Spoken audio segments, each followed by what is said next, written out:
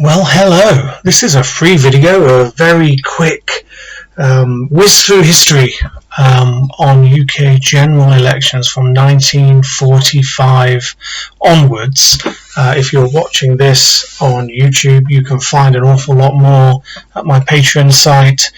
There are more free videos, there are some that you can purchase, and there are full-length lessons on different parts of the A-level government and politics specification as well. And you can also join as a member and get access to everything through that membership. So please take a look at that. I think it's a good idea to take a look at general elections because it's the sort of thing that you might take a look at, but you might not be fully aware of how the ebb and flow of British politics has occurred through general elections.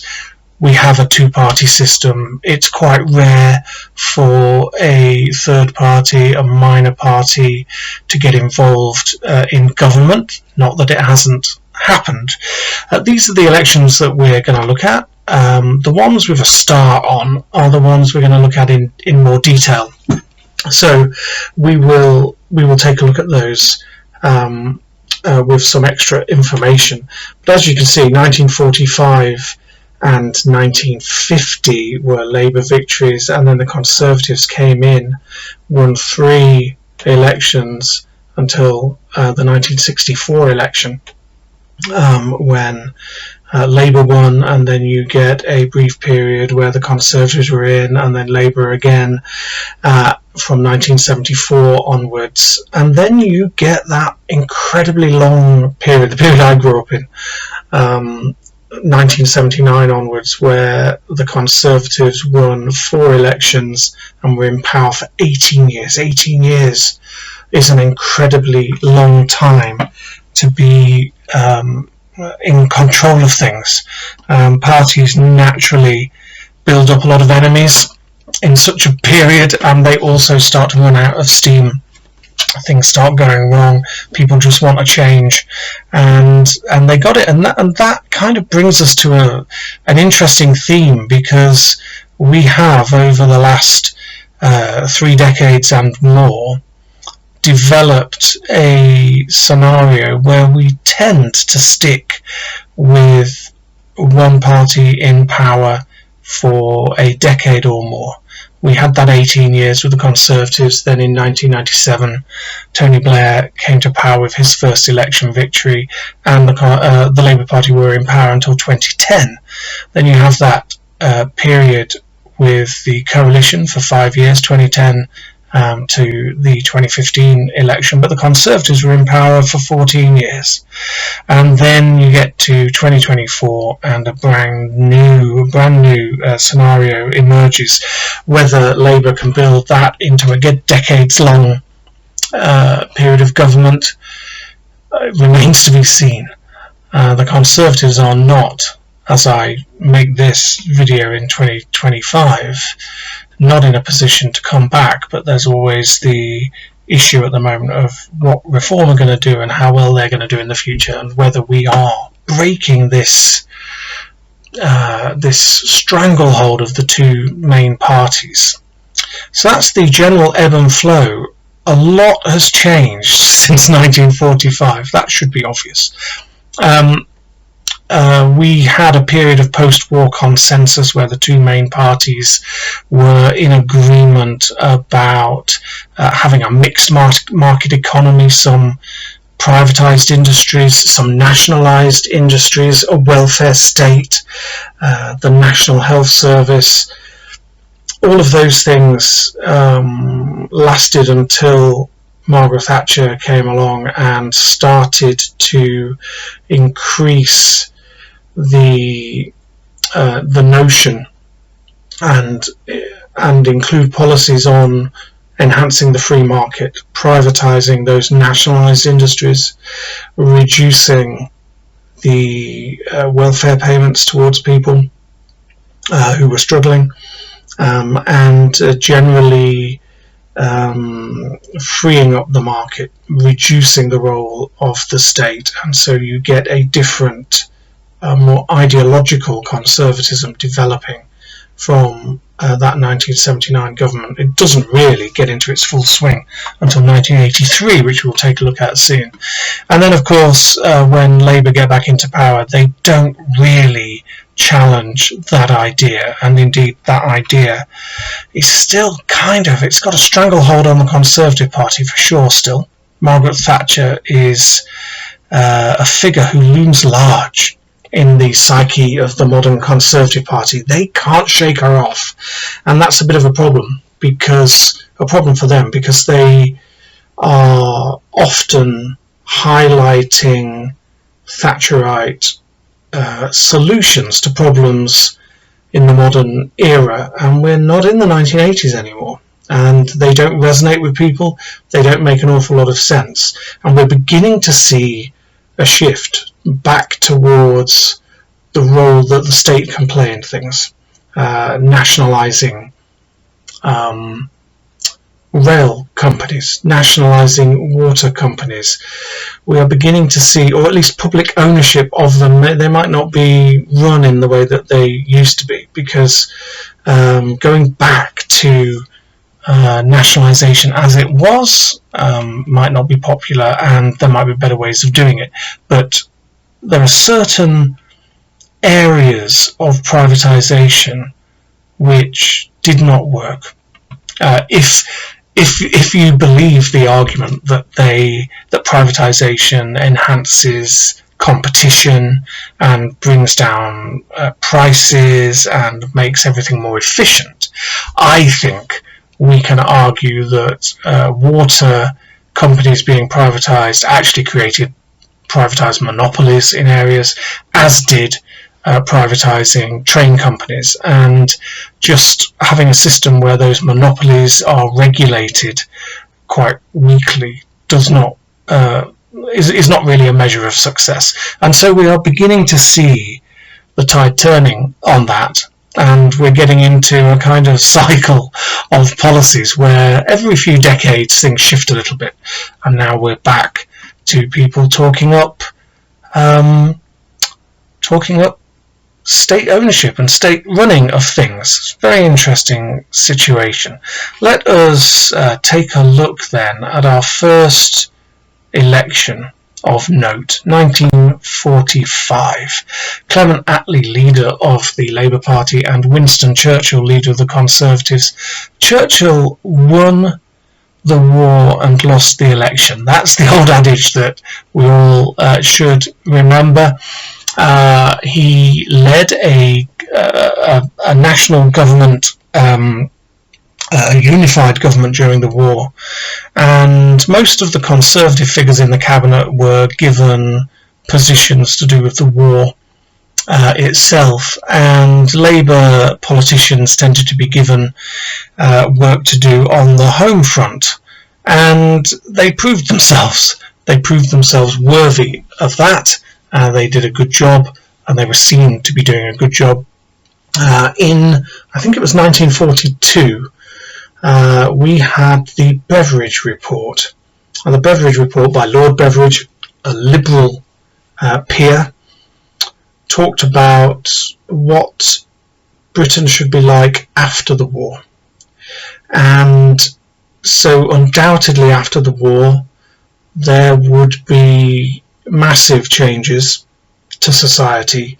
Labour interpreted that report with the creation of a welfare state, and ultimately the creation of the National Health Service, the NHS, and they also started to develop ideas around nationalisation, a long-held aim of the Labour Party since its formation in the early part of the 20th century.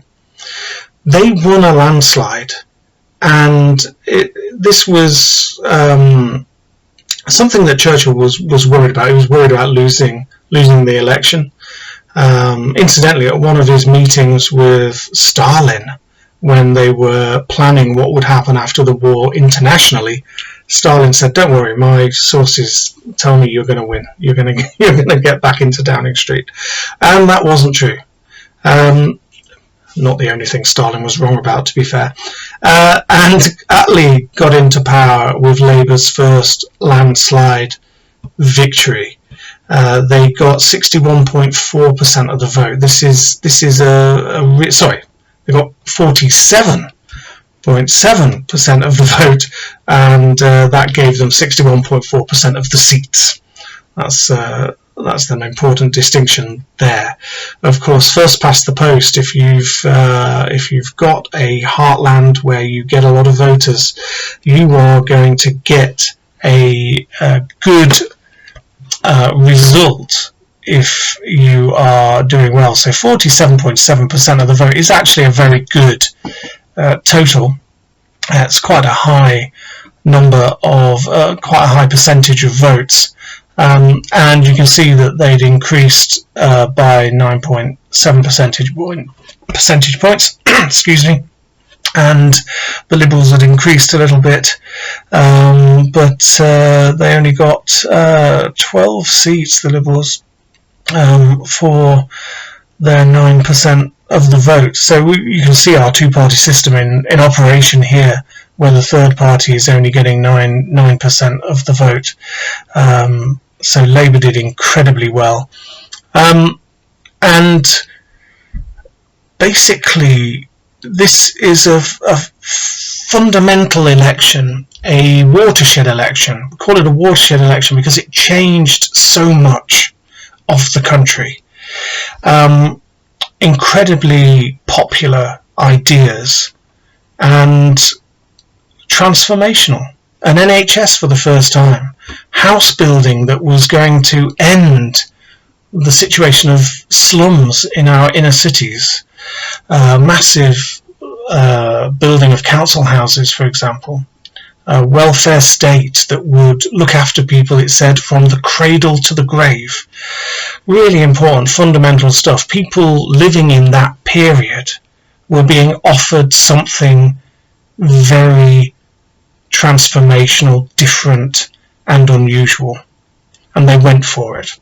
Something that's interesting to think about is the Salisbury Convention. This is where the Salisbury Convention comes in, a massive Labour victory, like I said, and the House of Lords is overwhelmingly Conservative at this stage, overwhelmingly hereditary, and overwhelmingly male. There's an awful lot wrong with the House of Lords still, but there's an awful lot worse back then. However, Lord Salisbury, leader of the Tories in the Lords, realised it would be very undemocratic to simply block all of these things that Labour were planning to do.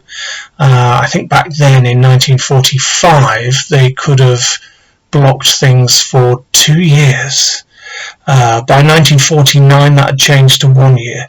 So they could have made life really difficult for this popular government.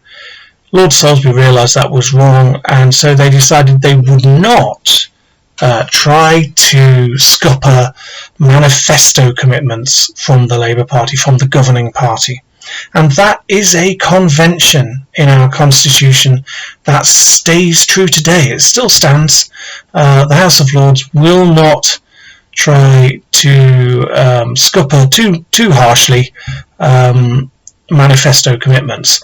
It doesn't mean that they won't try to do the odd tweak here and there, but they won't ultimately vote something down if it's been in a manifesto. Right, okay, that's 1945, one of the biggest of our elections. Let's just take a quick look at 1951. So Labour won again in 1950, but not a massive majority, and so there was a fresh election in 1951, again the same leaders. And this is a really interesting election. The reason I want to highlight it is because in British politics, it's the amount of seats you get that matters, not the amount of votes you get. You can see the percentages for the two main parties are very similar. 48.8 for Labour and 48 for the Conservatives.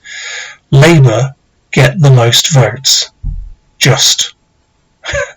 But who gets the most seats? The Conservatives. and it is enough for them to govern. And so, as you can see, in terms of majority, they get a majority of the seats, 51.4%. So we have an unusual election here. Labour get the most votes, the Conservatives get the most seats. Churchill comes back to government.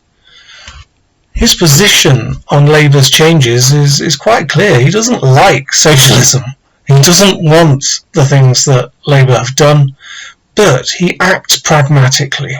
He knows that the Labour Party is not just as popular as the Conservatives, it's slightly more popular than the Conservatives, and despite having a majority, he does not undo everything that Labour has done.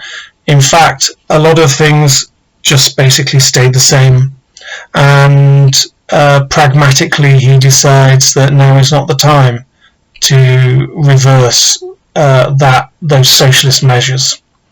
So this is the start, I think, of the post-war consensus, where the two parties start to agree on the basics of how to run the country. A mixed market economy, some nationalised industries, some privatised industries, a welfare state, national health service. These things are going to stay in place now until Margaret Thatcher gets into power. So, there we go. Our next deep dive is 1974, February 1974, because there were two elections in 1974, one in February and one in October. We're just going to focus on the February one. Harold Wilson was in power in the 1960s, from 1964 onwards. There was a general election again in 1966, which he won, and then 1970 came along, and Edward Heath's Conservative Party took a surprise victory. Harold Wilson didn't go. Harold Wilson stuck around, fought back, and managed to win power again. And you'll notice, similar to 1951, but the opposite for the parties, you have the Labour Party getting into government, but the Conservatives get the most votes. And in fact, it's a hung parliament. There's no majority here for either party, and that is why there was a fresh election just a few months later. Harold Wilson got into power, started exercising his policies, and found a little bit more popularity, so in October went back to the country, had a fresh election, and won a majority. Not a massive majority in the October, but a majority that would last them until 1979.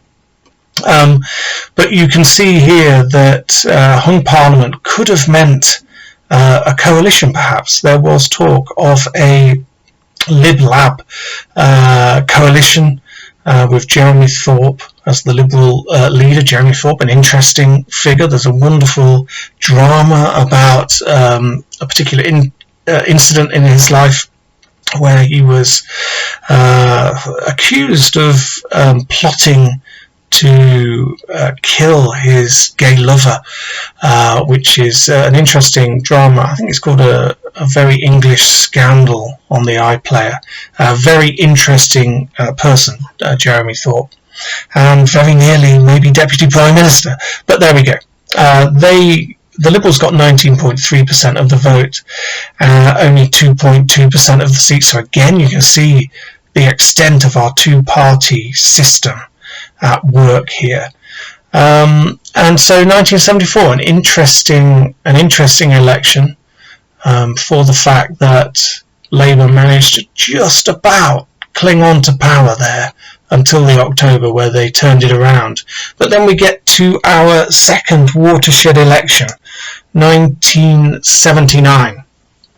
By this stage, Labour were led by Jim Callaghan, and they were still in power, but they were struggling. Margaret Thatcher was leader of the Conservatives from 1975 onwards, and David Steel was leading the Liberal Party. This is the first of Thatcher's 3 election victories, and she is committed to ending that post-war consensus. The end of a pragmatic approach and a one-nation conservative approach on the whole.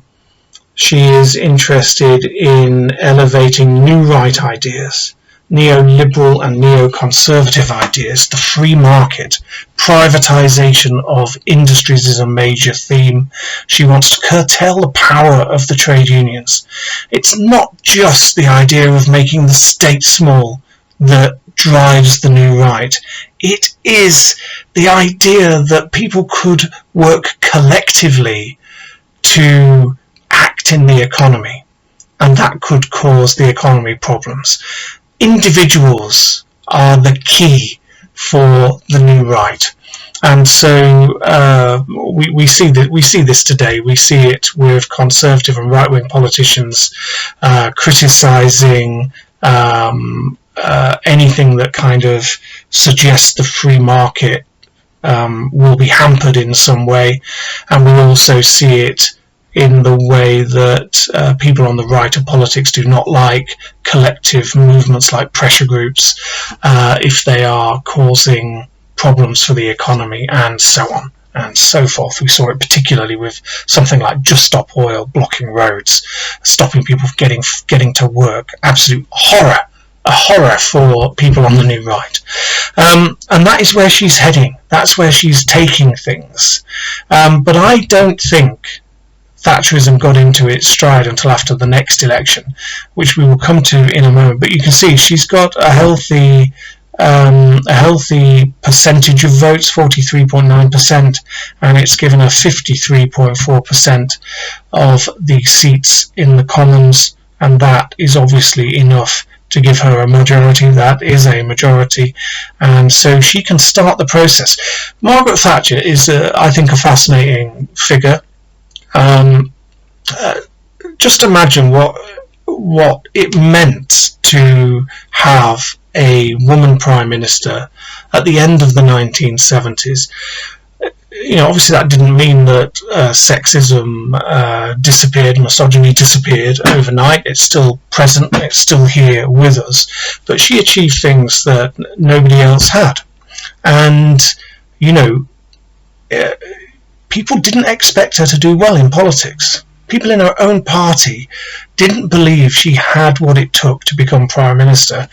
And yet there she was, Prime Minister, and she won 3 elections. So an absolutely astonishing figure. But not only did she win those elections, she changed the country. And she was an incredibly divisive figure as well.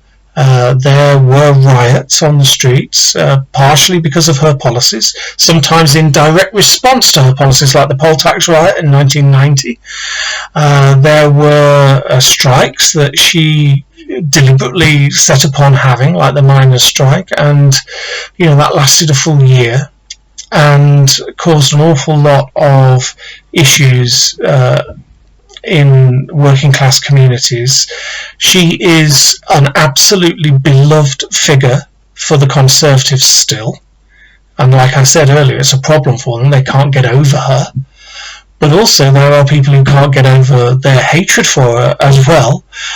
She's that sort of a divisive figure, and understanding how she changed the country will help you understand the politics of now. It really will. Let's take a look at 1983. This is where she really gets going. And she gets going. Let's take a look at the results first, because this is fascinating to me. Look at Labour. Now, Labour, they lost 51 seats in total. Their vote share went down by 9.3 percentage points, down to 27.6%. 27.6%. But look at the important thing down here, the Alliance. Who are these people? 25.4% of the vote. They get a quarter of the vote. A quarter of the vote. Now, this is the Liberal Party and the Social Democratic Party, the SDP. Now, the SDP split from the Labour Party in 1981, fearing that the Labour Party was going too leftwards under Michael Foot. Now, the alliance with these two parties, basically they decided, David Steel and Roy Jenkins. Roy Jenkins used to be a Labour minister. He's now leader of the SDP. And along with David Steel, they said they would not stand against each other. So they combined their resources, and they got that quarter of the vote. The party that is losing out the most for that is Labour. But look, the Conservatives' vote actually goes down 1.5 percentage points, and yet this is one of her biggest victories. This is a better victory than 1979. It is the point where political space opens out for her. She's now won 2 elections. People in her party can't say she hasn't got what it takes. So she's opened up political space in her own party, and she has defeated the left because they are split. This election is much more important, I think, than 1979, and I hope some teachers are watching this and maybe they'll switch to doing this instead of 1979, because it's much more fascinating. You could also point to the Falklands War taking place during the build-up to this election, and her enjoying a bounce with that military victory. I don't think it's anywhere near as important as the alliance. It's the alliance vote that creates that political space, and with that political space she is going to accelerate all of those things that she wants to do as a new right politician. She's going to get tough on the unions. She's going to spark a war with the mining union, and the miners' strike is going to start as a result of that. She is going to start privatising left, right and centre. She is going to, in the end, produce things like the poll tax, which was incredibly divisive and led to riots. She's going to create Section 28 of the local government regulations, which is going to ban the idea of schools promoting homosexuality. Not that you can really promote it, people either are or they aren't, but that was her belief. So you've got some neoconservative things going on in there, and neoliberal. Neoliberals are focused on a small state and individuals in the economy, and neoconservatives are worried about morality, and they're worried about law and order and the borders and things like that. She's trying to combine the two and make it work. Okay, so this is a really important election, and Labour really suffered from that alliance. Incidentally, the alliance would have woken up on that Friday morning after the election and they thought, my God, we've got this. We can build on this. We can replace Labour. And of course, they couldn't, and they didn't, because first past the post does create that two-party system. You need a heartland, and the heartland for Labour is in the north of England and in Scotland at that time, and in Wales and in towns and cities, and the Conservative heartland is in rural areas and in the south of England. Those two parties have carved up the country. They've got their heartlands. The Alliance doesn't. The Alliance, with its 25.4% of the vote, is more evenly spread across the country.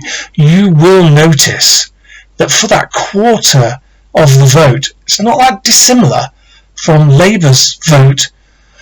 Look at the seats. 23 seats against 209. So first past the post did not serve the Alliance well.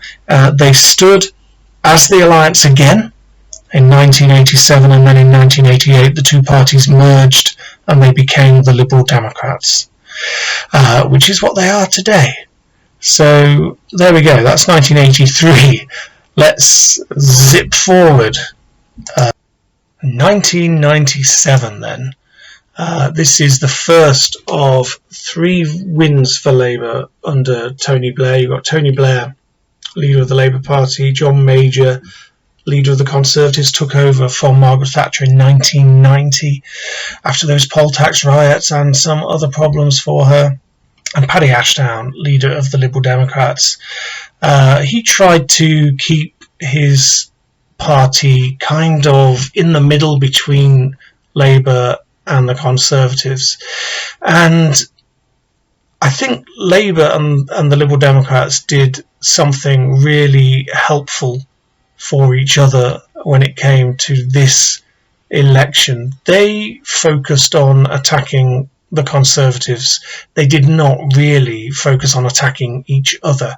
Tony Blair was a close personal friend of Roy Jenkins, one of the people that split from the Labour Party to form the SDP.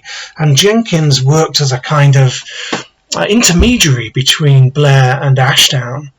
And there was some belief that Blair did believe in proportional representation, that he would go down that route, and that there was also a belief that there could be the need for a coalition government between Labour and the Liberal Democrats. But then, of course, the results came in, and you look at the results, and Labour are getting 418 seats, 63.4% of the total of seats on 43.2% of the vote. The Liberal Democrats did very well, incidentally. They got an increase of 28 seats to get a total of 46 on 16.8% of the vote. Slightly lower than in 1992, but they've increased their seats by a long way, and that is because there was a lot of tactical voting going on. In this case, there were people in areas where the Liberal Democrats were likely to come second. People who supported Labour were lending the Liberal Democrats their votes because they wanted to ensure that as many Conservatives fell as possible. And 178 Conservatives fell from their seats. So it was a very bad night for the Conservative Party. I also, this was the first general election I could vote in, so I was pretty excited about this. I was at university studying politics, and I remember the buzz about that when you're studying something and you're really interested in it. Like hopefully it comes across that I'm interested in this stuff, right? But when you're really fascinated by it and you're into it, I remember buying manifestos from the parties and reading up on what their policies were and really getting into it. Okay, so that kind of unwritten agreement between Blair and Ashdown that they would just focus on attacking Major really helped Labour get that majority, a landslide victory. And Major had problems pretty much from the off in 1992. We won narrowly the election in 1992, and then a few months later suffered something called Black Wednesday, when there was a run on the pound and the pound lost a lot of value. Labour were in the lead in the polls from that moment onwards. It never really improved, and John Major did not call the election until he really had to. So he waited until the last moment, hoping that he would become more popular, and it just didn't work out. And as a result of that, I remember a lot of people at the time were saying things like, oh, it's just time for a change. Tories have been in for 18 years. 18 years is a long time to keep coming up with policies. You think you've done the right thing the moment you got into power. You get into power in 1979, you start changing things. You then win a bigger majority in 1983 and you change more things. What do you do once you've changed the things you want to change? So parties tend to run out of steam. I saw that, I think, in the run-up to the 2024 election as well. I'm not sure what Rishi Sunak was attempting to achieve by the time we got to 2024. And parties just do that. They're sometimes in power for too long. There we go. Blair wins the first of his 3 election victories, obviously an incredibly popular person at that time, wasn't going to last. It never does. Let us see if can I go down the slide? It's not letting me. That's helpful. Right, 2010. I do hope this video is going to work after all of this editing and all of the rest of it. There we go.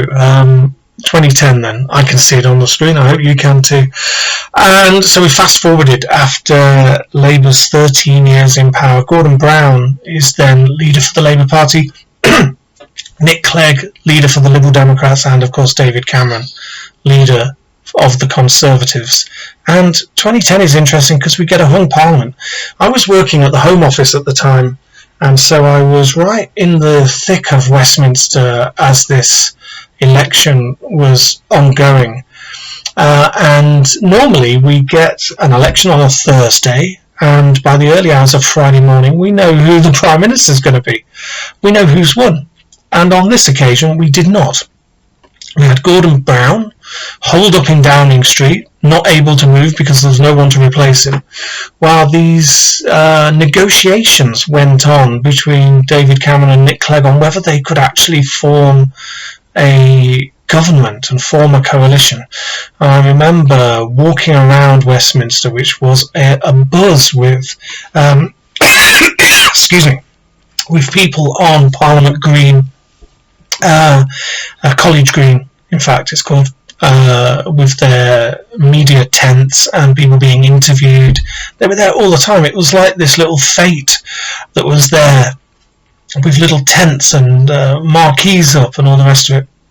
And I remember walking down Whitehall and I got to the Cabinet Office, and a delegation of Conservatives and a delegation of Liberal Democrats were in the Cabinet Office discussing their terms. And they emerged. And a deal was in the offing. Including, I remember William Hague walking out. William Hague, now Lord Hague, had been leader of the Conservatives for a while. And yeah, it was a really interesting time because that was days after the election. I can't remember how many days, maybe 5 or 6 days before they actually formed a government. Nick Clegg did talk to Gordon Brown, but the reports are that Gordon Brown wasn't really accommodating. And in any case, the number of seats that they could have put together would not have been a majority, whereas the 306 and the 57 seats combined for the Conservatives and Liberal Democrats passes that majority marker and allows them to govern for 5 years, and that is what they do. Something really interesting about this election, the election campaign itself included leaders' debates for the first time on television, and these had a bearing directly on the result. I think, I'm going to argue. I don't think it would have been a hung parliament without them. Or it might have been a hung parliament but without the Liberal Democrats having quite so many seats. The reason I say that is because the Liberal Democrat leader was included in the leaders' debates. And that was, I think, a mistake by the two main parties, and we haven't seen it happen since. The two main parties do not allow the Liberal Democrats in, or the SNP, or whoever might have the third largest number of seats in the Commons.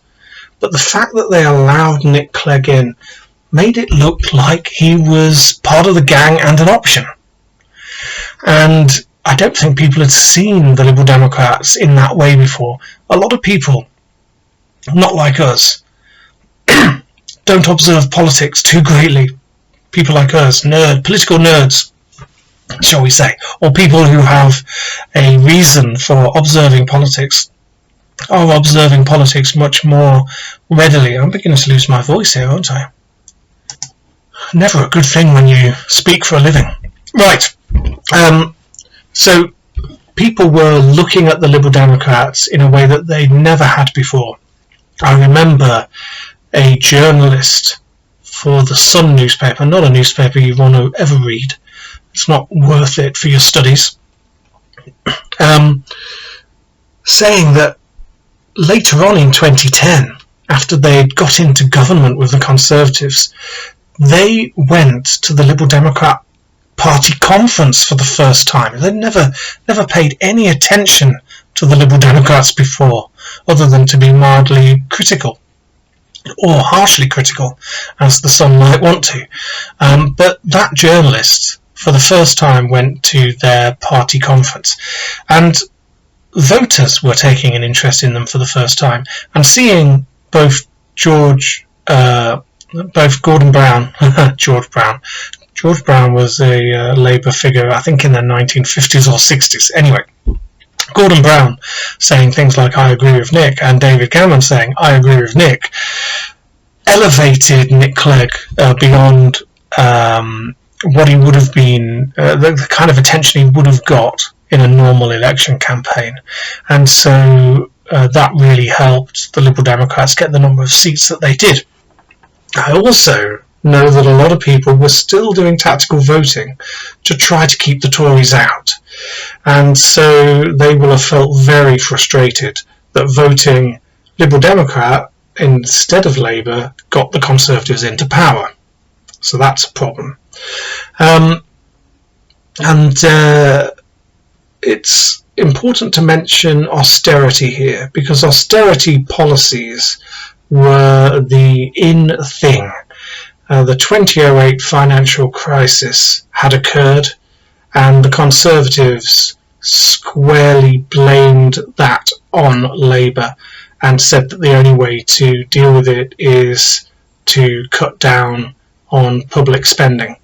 Other countries, incidentally, went the opposite way and got out of the crisis quicker and better than the UK did. And also, blaming an international banking crisis on Gordon Brown, it just doesn't wash. Nonsense. But people bought into it, and people bought into the idea of austerity.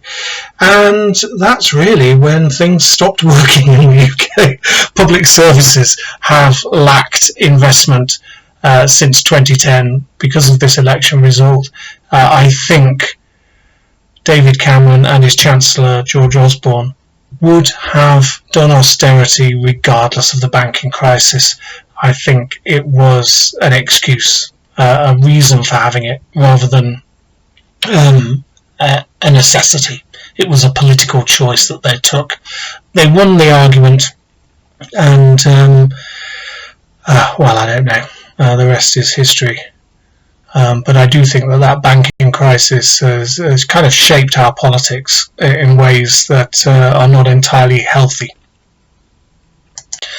Finally, then, I want to talk about 2017, and what a strange image that is. What a Venn diagram has been produced. I don't know what it means. Right, okay, 2017 is an election that time forgot, hardly ever talked about, hardly ever analysed, and yet it was one of the most fascinating. Just think about this result here in terms of the vote. 42.4% for the Conservatives, 40% for Labour. We're back to that two-party system with a vengeance here. 82.4% of voters voting for the two main parties. Absolutely astonishing. Something I didn't mention back in looking at 1997 was that the Scottish National Party back in 1997 only got 6 seats. Since devolution came along, that has changed a great deal, and in 2017 they're getting 35. Labour's vote in Scotland has gone down dramatically, and if it hadn't, I think we would have seen Jeremy Corbyn get into power. Theresa May, as leader, she took over from David Cameron. David Cameron believed he could convince people to vote to stay in the EU, and he failed on that front and said goodbye the next morning. And there was a hasty leadership election where 2 female candidates started to stand out, Theresa May and a woman called Andrea Leadsom. Andrea Leadsom made a terrible error in her campaign where she did an interview with a newspaper claiming that she'd be a better Prime Minister because she's had children and Theresa May hasn't. She then made another mistake by coming out and saying, that's not what I said in the interview. And the journalist had recorded the interview, and she did say it. So she ended up getting out of that leadership election, and Theresa May became leader of the Conservative Party and Prime Minister. She inherited a 16-seat majority from David Cameron, and in 2017 she was having so much trouble getting Brexit done because many of her MPs were Remainers, like she was during the election campaign, the referendum campaign, and they didn't want to support a Brexit deal that she'd come up with. Many people in her party, if they accepted Brexit at all, they would accept a very soft Brexit where Britain still had really close ties with the EU. And that sort of policy was starting to come through from Jeremy Corbyn's Labour Party. People who didn't want to vote Tory but were Remainers were more likely to go for Labour than the Liberal Democrats, I think, in that election, and so that boosted Labour's vote. Also, it's worth bearing in mind that this was an incredibly long campaign.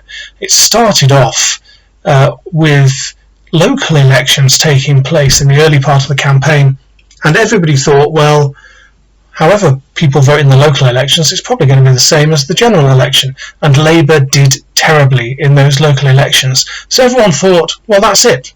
That's it. The Conservatives are going to wipe the floor with Corbyn, no problem. And then the manifesto for the Conservative Party came out. And there are two interesting things about this manifesto. First of all, I have seen an interview with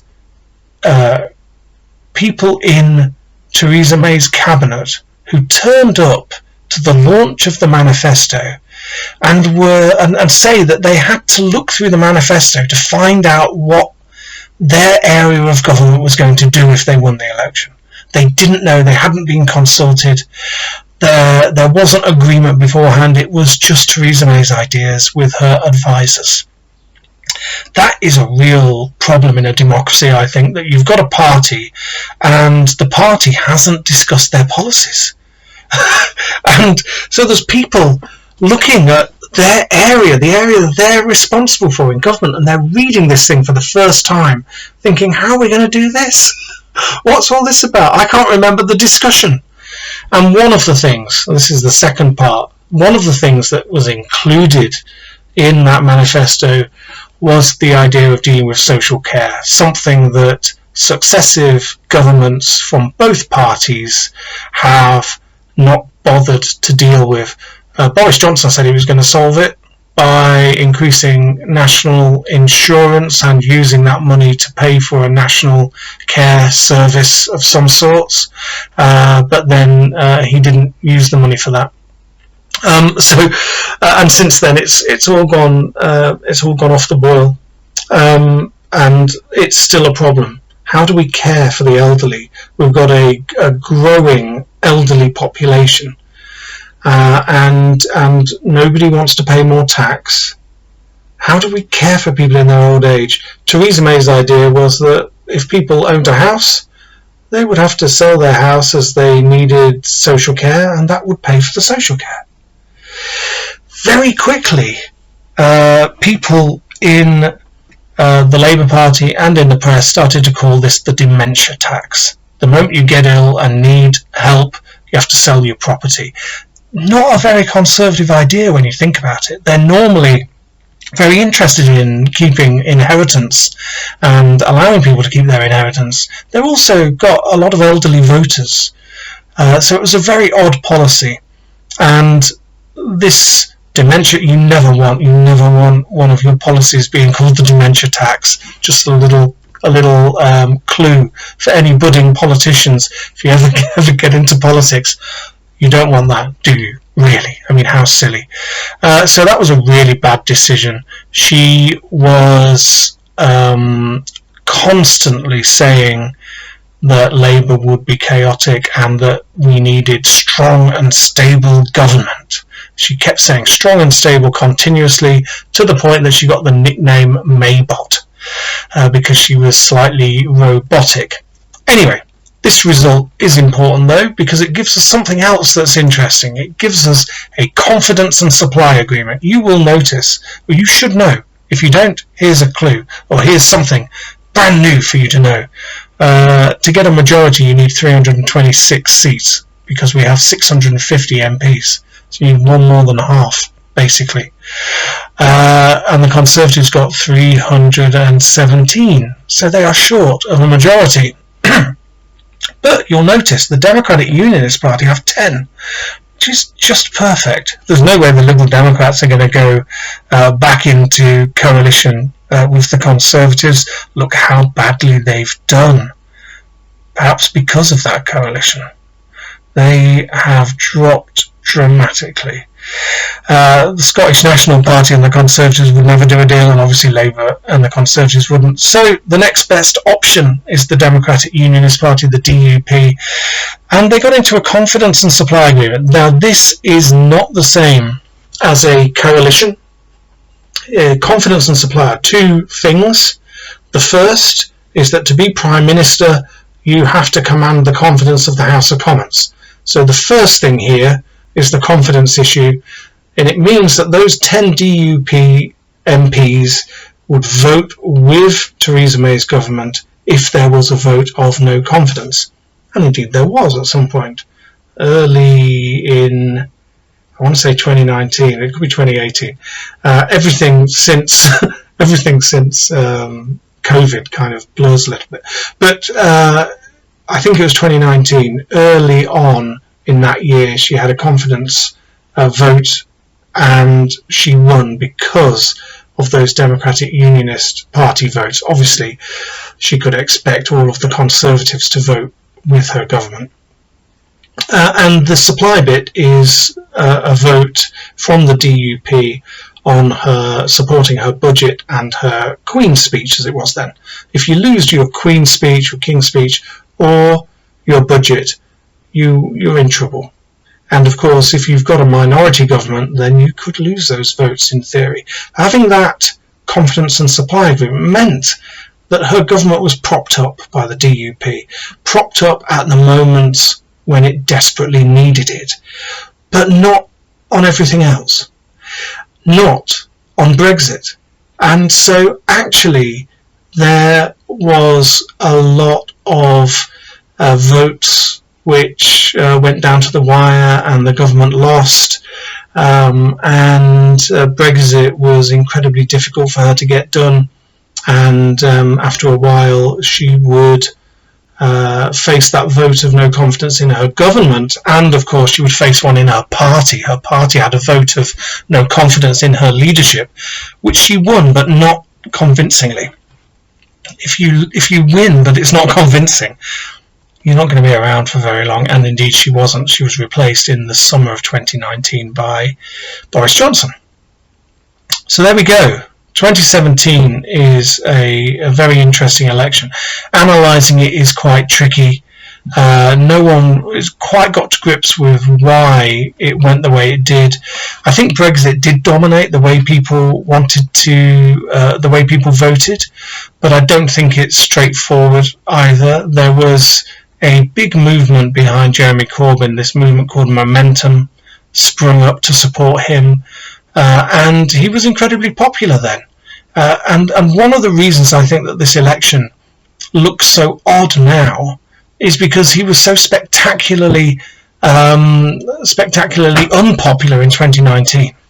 Again, I think because of Brexit, and I think he became associated with Parliament blocking Brexit when people just wanted to get on with it and get on with their lives again. But in 2017, the population was not in that situation yet, because they wanted the best possible Brexit, and they didn't mind if that meant causing the government some difficulty. And indeed, I would argue actually that a majority of MPs returned to Parliament in 2017 were more likely to be Remainers than Brexiteers. And that includes in the governing party and the Conservatives. So having lost her majority, she made her life more difficult, but also it was more difficult because Parliament was still committed to remaining in the EU. On the whole, I'm going to argue. There were, of course, many Brexiteer MPs, but nothing like the number that you see now, or you saw from 2019 onwards when Boris Johnson got to grips with his party and basically purged Remainers from it. There we go. There we go. 55 minutes. That is a roller coaster ride through British election history and the way that the country has changed. And boy, you can really see the changes, can't you, when you think about what we talked about with 1945 and how that election was pivotal in changing the country. Very different country now. But I hope you find that useful. There is more on Patreon that you can buy, and if you need specific lessons, please get in touch.